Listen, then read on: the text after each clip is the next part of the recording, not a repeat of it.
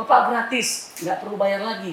Loh, kalau kayak gini beruntunglah kami Pak, karena kalau kita menelpon pihak-pihak tertentu yang mengangkut itu biayanya mahal, kemudian mungkin dari segi waktu dan sebagainya ya. Dan yang paling penting adalah kita tidak tahu di mana itu diangkut dari rumah pelanggan, di mana itu dibuang di ujungnya, di akhirnya. Sehingga itu kita juga nggak tahu. Tentunya kalau yang ada instalasi pengolahan lumpur tinja itu di Medan, ini hanya di PDAM Tirtanadi.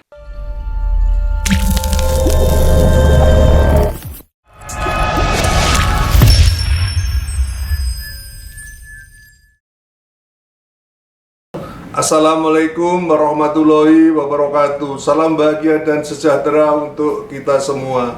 Badan usaha milik daerah mempunyai tujuan yang sangat mulia. Salah satunya yaitu memberikan kemanfaatan umum.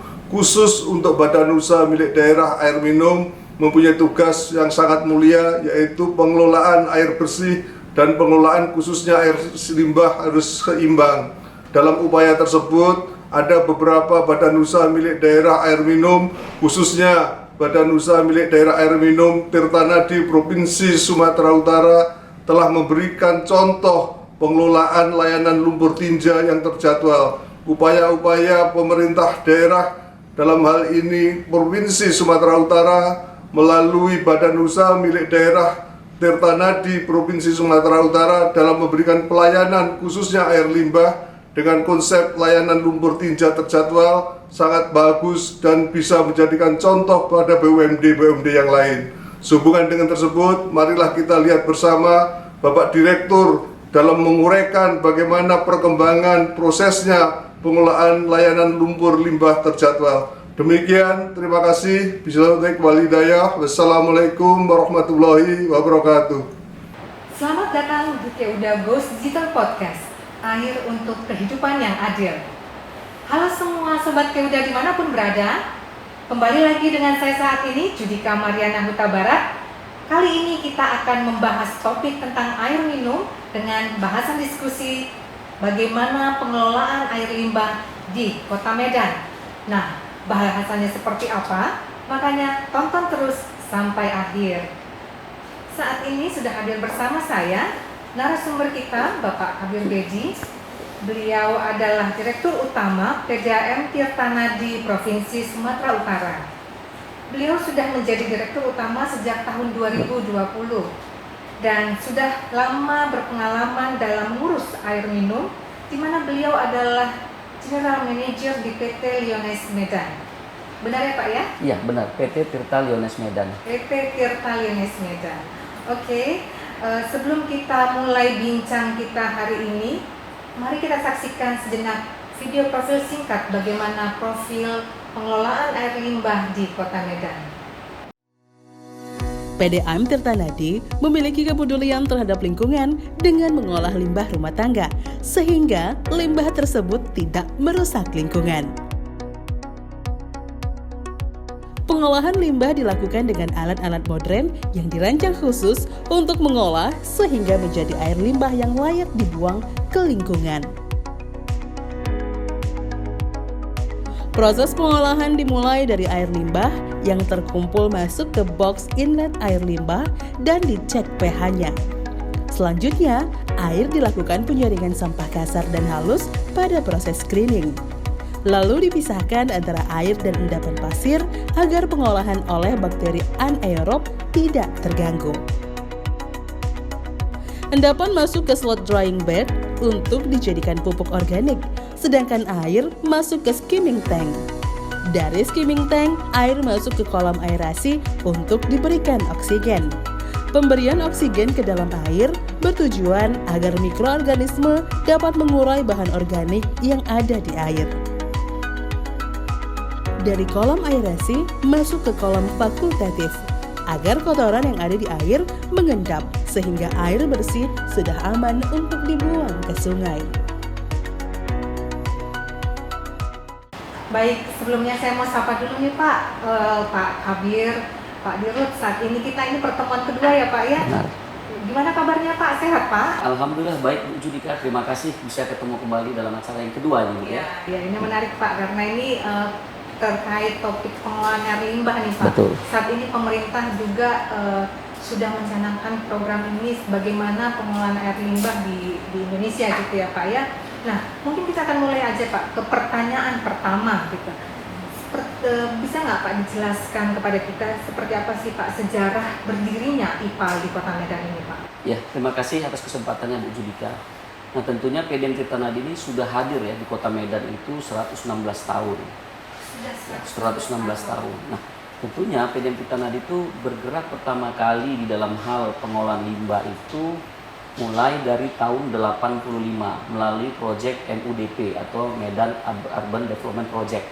Jadi itu waktu itu 2 tahap, di mana tahap pertama itu tahun 85 sampai dengan tahun 89 itu untuk perpipaan dan lift stationnya dulu yang dibangun. Nah kemudian yang kedua itu dilanjutkan lagi proyek yang tahap kedua MUDP kedua itu tahun 89 sampai dengan tahun 1995 ini sekaligus membangun perpipaan dan juga instalasi pengolahan air limbahnya.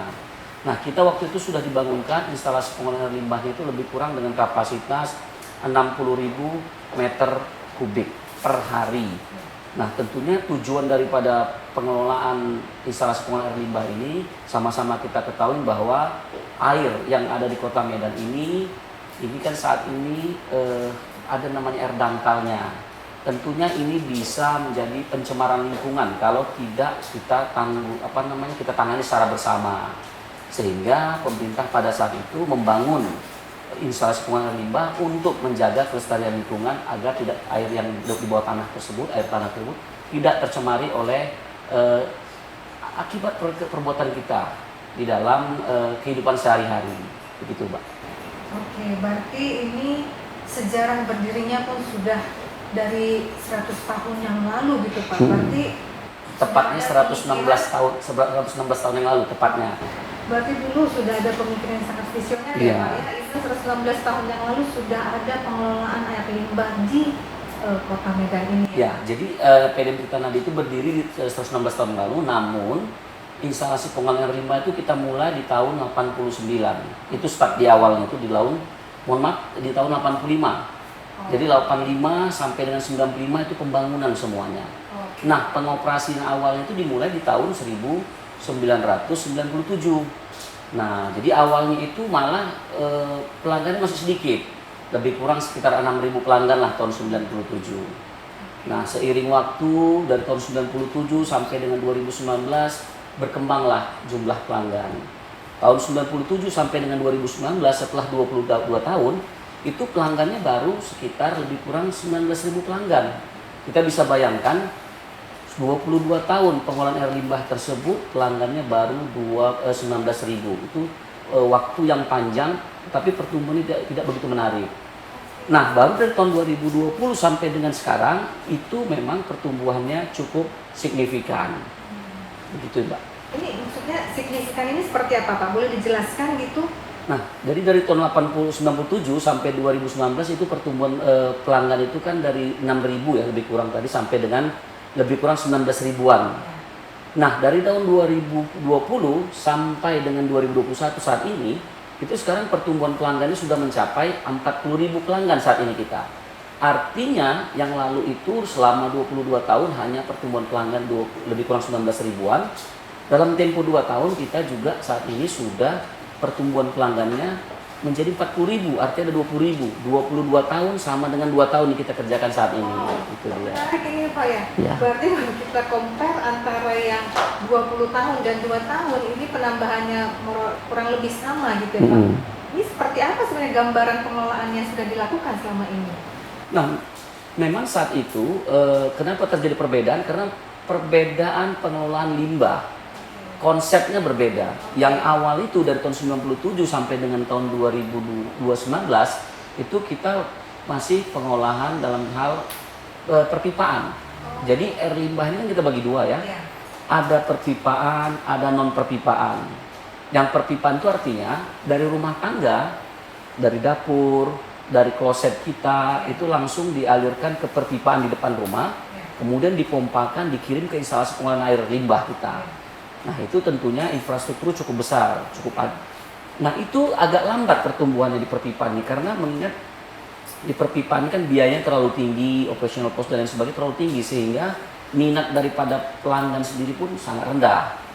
Nah berubah konsep di tahun 2019 ke atas itu kita ada konsep tambahan namanya kita sebut penanganan pelanggan non perpipaan. Itu kita mengelola L2T2, L2T3.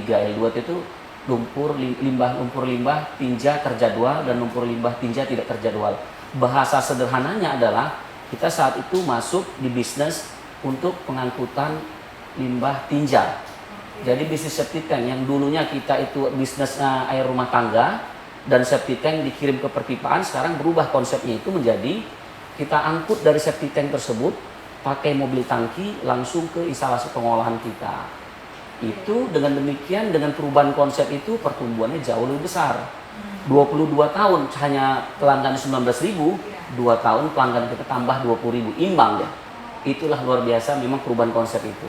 Berarti konsep dengan non perpipaan yang tadi PLT ini kira-kira lebih berhasil gitu Pak dibanding IPAL ini, boleh disimpulkan seperti itu? Ya benar, jadi memang konsepnya itu yang berhasil itu adalah yang di non perpipaan. Makanya kita ke depan ini fokus, walaupun kita tidak menutup kemungkinan untuk tumbuh di perpipaan, hanya saja kita fokus utama itu juga di non perpipaan karena memang ini pertumbuhannya masif di non perpipaan ini. Oke Pak. Ya terima kasih atas penjelasannya Pak Dirut. Ini selanjutnya Pak, saya mau menanyakan terkait dengan pemanfaatan IT gitu ya. Kalau di air minum tentu saja saat ini sudah pemanfaatan IT sudah mulai masuk ke dalam pengolahan air minum gitu ya Pak. Bagaimana dengan pengelolaan air limbah ini Pak? Ada nggak penggunaan IT digunakan? Nah, memang di air limbah ini penggunaan IT sudah dimulai kita laksanakan. Nomor satu itu biasa kita gunakan itu untuk database ya. Jadi IT itu kita gunakan untuk database pelanggan. Kemudian yang kedua, IT tersebut kita gunakan di dalam tracking pergerakan limbah tersebut. Contoh, mobil truk limbah akan datang ke rumah pelanggan, maka petugas kita akan men-scan barcode yang ada di pelanggan tersebut. Nah, begitu di-scan, itu akan ketahuan nama pelanggan, data-data pelanggan tersebut, karena sudah ada IT, dan database sudah di IT. Kemudian yang kedua, dengan kita scan tersebut, kita tahu tanggal berapa kita melakukan pengangkutan, titiknya di mana kita lakukan pengangkutan. Kemudian begitu disedot, dari septic tank tersebut, limbah tersebut disedot, itu kemudian mobil tersebut akan mengangkut. Mulai dari titik septic tank, bergerak sampai dengan ke instalasi pengolahan kita. Nah dengan demikian, dengan kita menggunakan sistem IT tersebut, kita tertracking dia. Apakah benar memang mobil limbah tinja tadi betul-betul diantar bergerak ke instalasi kita, atau bergerak ke titik lain, karena mohon maaf zaman sekarang kan kadang-kadang orang mau cepat, bisa saja lumpur tinja tersebut tadi yang sudah disedot dari rumah warga itu dibuang di tempat-tempat yang memang bukan seharusnya. Sehingga dengan demikian kita harus memastikan mulai dari rumah pelanggan sampai dengan instalasi pengolahan tersebut bergerak sesuai dengan yang kita rencanakan. Nah kemudian yang ketiga, kita juga di dalam IT ini kita di dalam hal billing ya. Sistem billing itu sudah menggunakan IT dan itu terkoneksi dengan juga sistem billing di air minum, gitu, terkoneksi ya. Berarti Pak ini sudah bisa dibilang desentralisasi database-nya gitu ya Pak untuk air limbah ini ya? Iya. Jadi sudah ada sistem mulai dari awal sampai ke pembuangan akhir pun Bapak bisa tracking seperti itu ya? Betul. Jadi kita bisa tracking, itu juga sebagai monef kita, monitoring dan evaluasi kita. Artinya dia sudah mulai dari rumah pelanggan sampai dengan ke pelanggan kita, ke instalasi kita itu berapa lama dan lain sebagainya, itu kita gunakan juga untuk monitoring dan evaluasi. Nah itu juga akan memperkaya database kita untuk perbaikan kinerja kita ke depannya seperti apa. Ini menjadi input ya Pak ya, bagaimana pengelolaan air limbah ini. Mungkin ada beberapa daerah yang mungkin belum bisa jadi masukan ya Pak ya. Ini menjadi contoh seperti apa pengelolaan air limbah ini dalam hal penggunaan teknologi. Iya, sangat setuju lah. Kita artinya siap bersharing sama siapa pihak manapun. Ya, pertanyaan berikutnya nih Pak. Kalau menurut Bapak sendiri, dalam pengelolaan air limbah ini Pak, apa sih yang masih perlu ditingkatkan Pak? Nah, tentunya yang perlu kita tingkatkan yang sangat utama itu terkait masalah sosialisasi kepada masyarakat. Mengingat masih rendahnya kesadaran daripada kita semua masyarakat terhadap pentingnya di dalam hal menjaga lingkungan.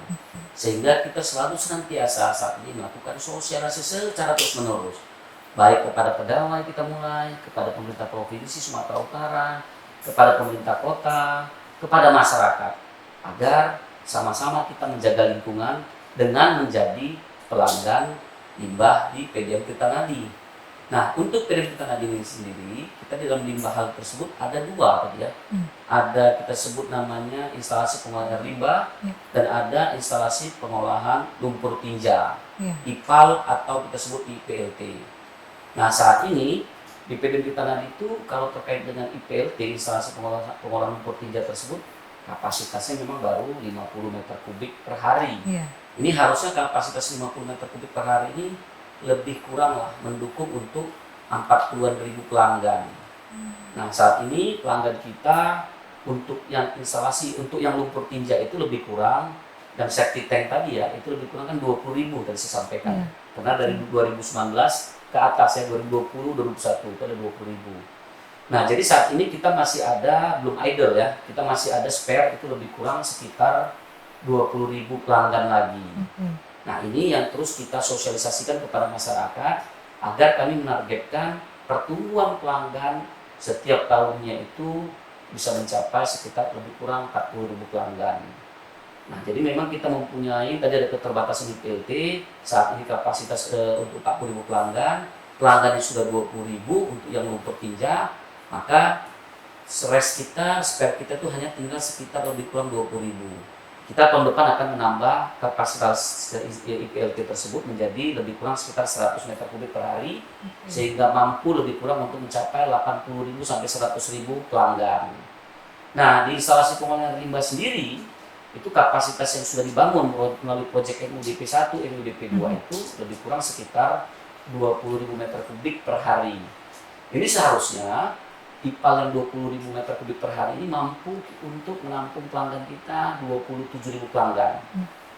Tadi saya di Jawa sudah jelaskan bahwa untuk pelanggan kita itu sudah mencapai 20.000 untuk yang instalasi pengolahan limbah tadinya. Nah, memang pertumbuhannya sangat lambat. Namun demikian kami akan terus mensosialisasikan hingga pertumbuhan pelanggan itu lebih kurang sekitar 1.000 sampai 2.000 sambungan setiap tahunnya. Mudah-mudahan yang 20.000 meter kubik per hari tadi dapat idle di 100% kira-kira 4 sampai 5 tahun ke depan. Dan kemudian terus akan kita kembangkan kembali instalasi-instalasi tersebut. Begitu, Pak. Oke. Jadi ini sebenarnya masih banyak ruang untuk menambah pelanggan air limbah ini ya, Pak ya? Baik dari yang tadi PLT maupun dari IPAL. Gitu. Betul. Oke. Nah, ini Pak mau tanya juga bagaimana sebenarnya proses monitoring ataupun monitoring evaluasi dalam pengolahan IPAL ini supaya berjalan lancar. Menurut Bapak gimana ya, Pak? Nah, memang kita di instalasi ini punya tim ya, jadi kita ada tim khusus. Tim khusus itu kita selalu melaksanakan rapat mingguan. Baik rapat mingguan mengevaluasi terkait mengenai masalah kualitas, pertumbuhan pelanggan, kendala-kendala yang dihadapi di transporting, di perpipaan dan sebagainya. Ini setiap minggu kita selalu briefing dan koordinasi sehingga bentuk daripada monitoring evaluasi kita. Nah, kemudian juga kita melakukan pemeriksaan kualitas air limbah. Ini dilakukan monitoring setiap 2 minggu oleh tim internal kita, karena memang tim internal kita sudah mempunyai kemampuan untuk hal tersebut. Jadi selain tadi dari progres pekerjaan, pertumbuhan pelanggan, kita juga memonitor daripada kualitas air limbah tersebut. Nah, yang kita monitor itu terhadap BUD, CUD, pH, TS, dan sebagainya. Oke.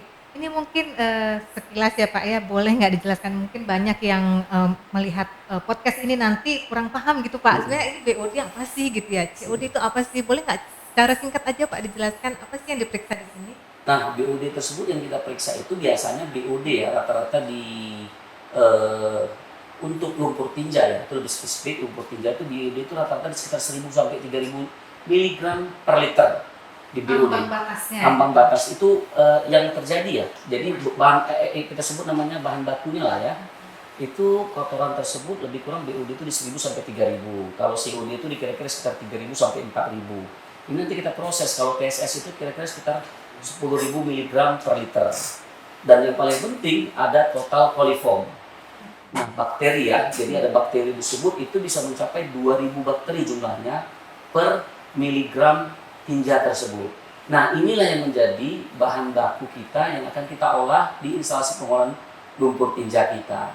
Sehingga ini harus kita olah sehingga memenuhi Peraturan Menteri Lingkungan Hidup dan Kehutanan Nomor 68 Tahun 2016 tentang buku air baku, air mutu, air limbah domestik. Demikian, Mbak. Oke, ya Pak, terima kasih atas penjelasannya yang informatif ya Pak ya. Ini mungkin berkaitan juga Pak dengan Mones yang tadi itu yang sudah dilakukan.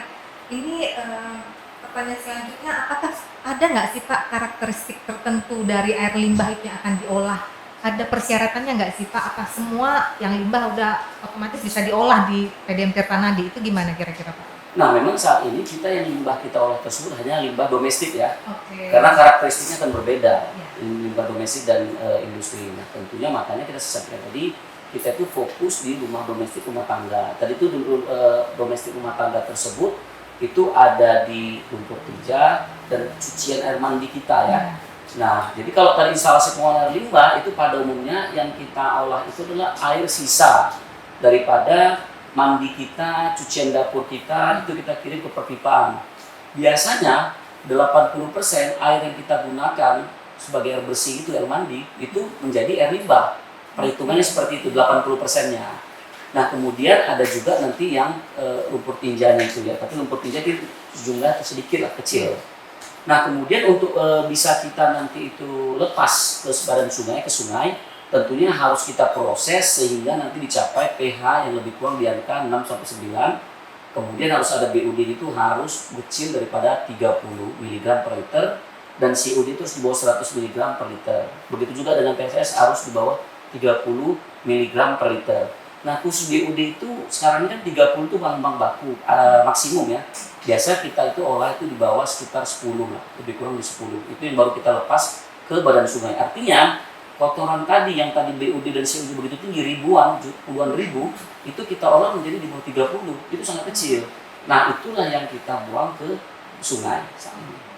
Jadi ini sudah memenuhi regulasi yang ada ya Pak ya? Sudah. Dari yang tadi banyak, baik dari indikator-indikator pH, BOD dan COD itu sudah aman kira-kira begitu sesuai dengan regulasi yang ada untuk dibuang. Benar Mbak Judika. Jadi kita ikut aturan peraturan menteri tadi ya, Menteri Lingkungan Hidup. Jadi kita lepas ke badan sungai tersebut sesuai dengan baku parameter yang telah ditetapkan di peraturan menteri. Terima kasih. Baik Pak. Nah, kalau tadi ini menjelaskan bagaimana pengolahan di yang sudah dilakukan oleh PDAM Tirta Nadi gitu ya Pak ya. Nah, kalau menurut Bapak sendiri, pengolahan air limbah ini sudah dirasakan masyarakat nggak sebenarnya Pak?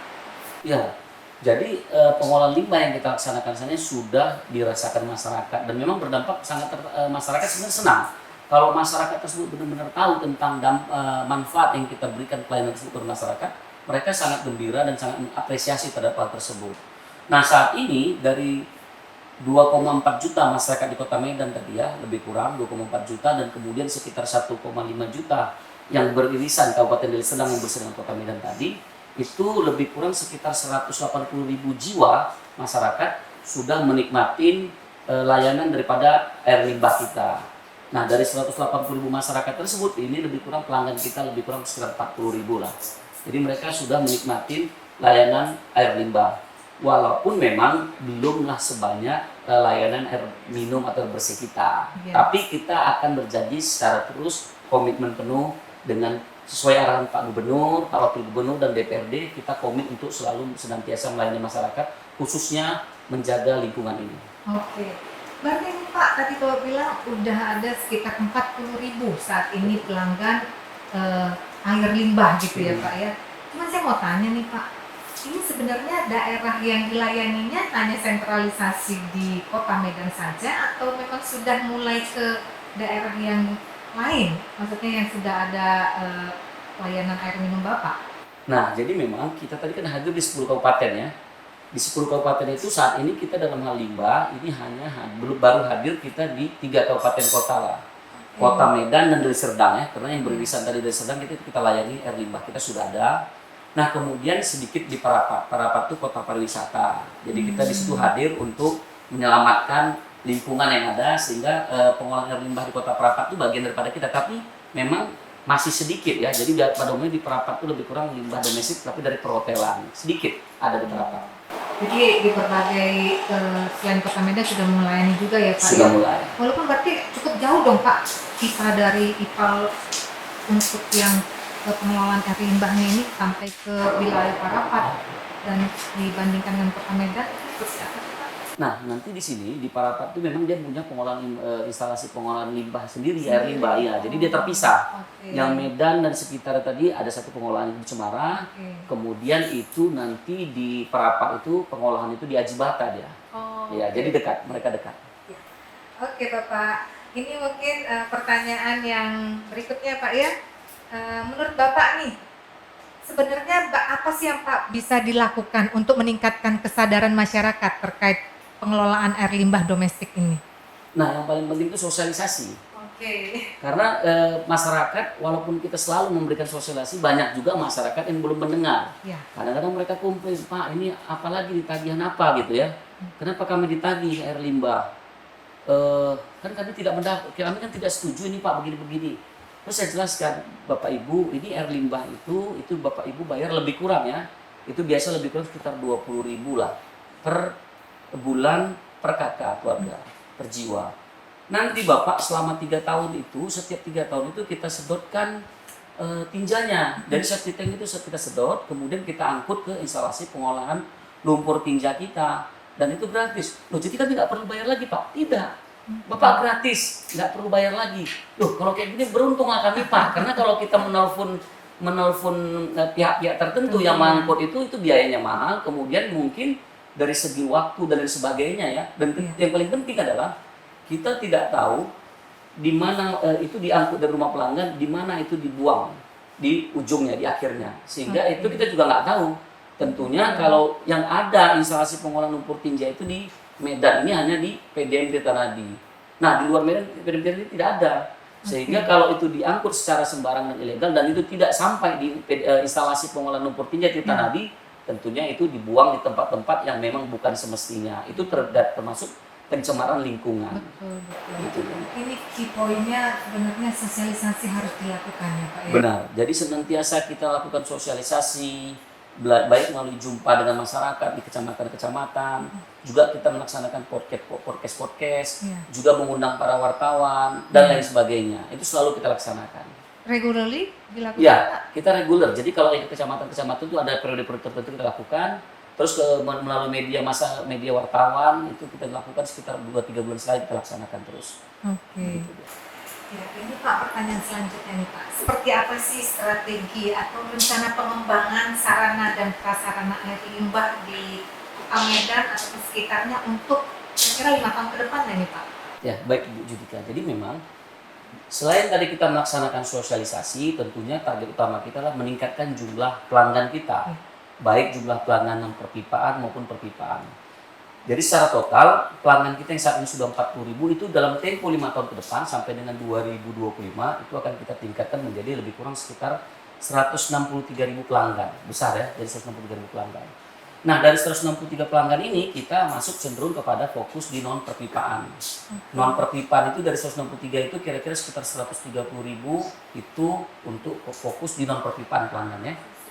Nah, khusus di perpipaan memang karena keterbatasan tadi ya, memang pertumbuhannya lambat, itu lebih kurang dari 20.000 saat ini kita akan kembangkan sampai dengan lebih kurang sekitar 33.000 lah target kita. Sehingga 130.000 non perpipaan, 33.000 perpipaan, total pelanggan kita nanti ke depan menjadi 163.000. Nah, terhadap perkembangan pelanggan ini sendiri, maka tentunya akan berdampak kepada infrastruktur yang harus kita siapkan. Ya. Karena saat ini kan infrastruktur kita itu dari IPLT masih tadi lebih kurang sekitar 50 meter kubik ya, itu lebih kurang menangani sekitar 40.000 pelanggan lah.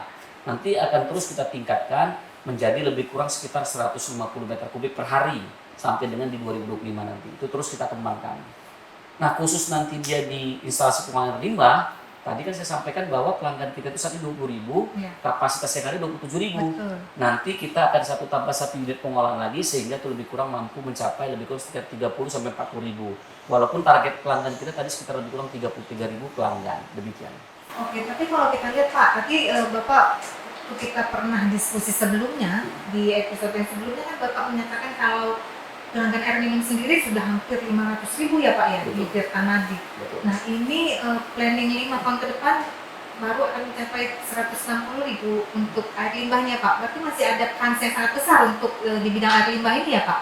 Ya, jadi memang pertumbuhan air minum tersebut kan itu memang sudah berjalan lama ya. Iya. Kalau air limbah ini kan boleh dikatakan kita perubahannya kan baru 2 tahun lah yang betul-betul berjalan di non perpipaan. Iya. Karena pertumbuhan perpipaan itu sangat lambat. Okay. Sangat lambat sehingga memang target kita di 130.000 itu sudah termasuk yang fantastis. Okay. Nah, walaupun masih ada ruang yang cukup besar untuk Iya. pertumbuhan selanjutnya. Namun kita harus menyiapkan infrastrukturnya. Iya, Begitu. betul. Ya Pak, oke, terima kasih Pak atas penjelasannya. Ini mungkin yang sering saya tanyakan nih Pak, ini sebenarnya apa sih tantangan terbesar nih Pak dalam pengelolaan air limbah nih? Ini yang paling sederhana dan memang sering real terjadi. Iya.